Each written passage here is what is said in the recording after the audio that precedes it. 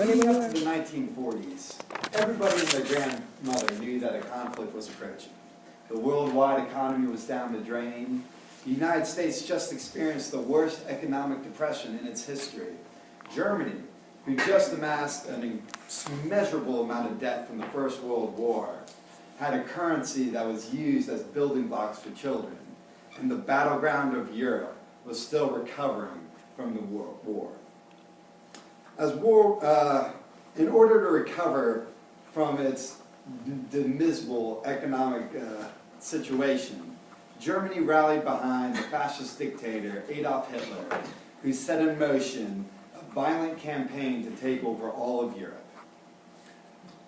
As war waged in Europe, the United States continued its isolationist philosophy and remained out of the bloodshed.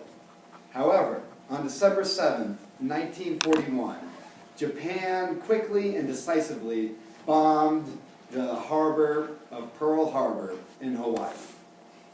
The next day, FDR addressed a bewildered and astonished nation.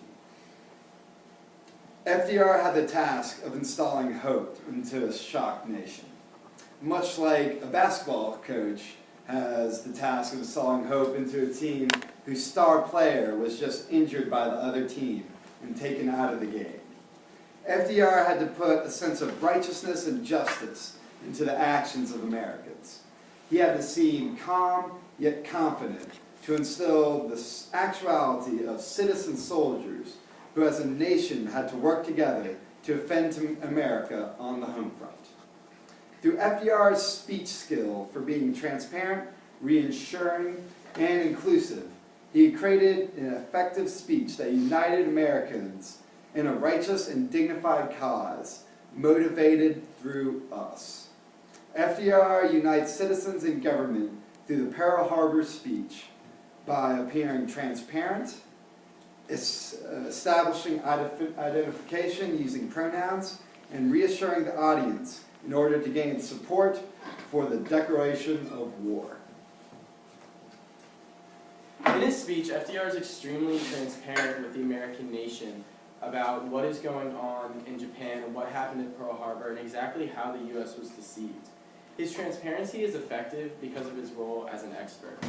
FDR built credibility and trust with the American people through New Deal programs that gave people jobs and fireside chats that established lines of communication with people, so that after the attack, people looked to him for answers. In his address, FDR paints an external and internal picture of the attack, telling us that the U.S. was deceived by Japan and calling the attacks both sudden and deliberate. Without question, people listen to his statements and latch on to what he's saying.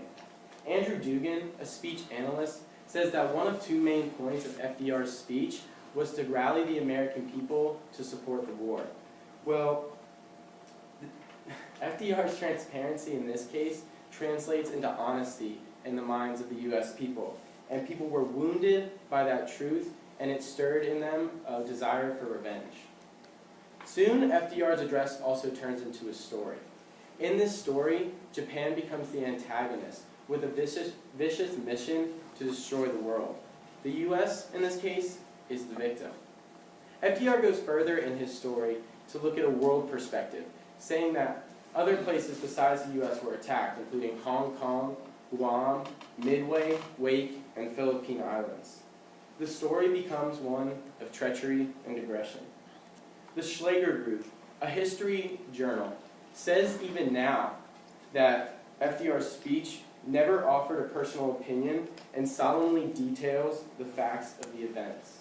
But in reality, FDR's speech had huge undertones of opinions and motives, but the American people were so convinced that what he was telling them was the truth that they were so inspired to go to war.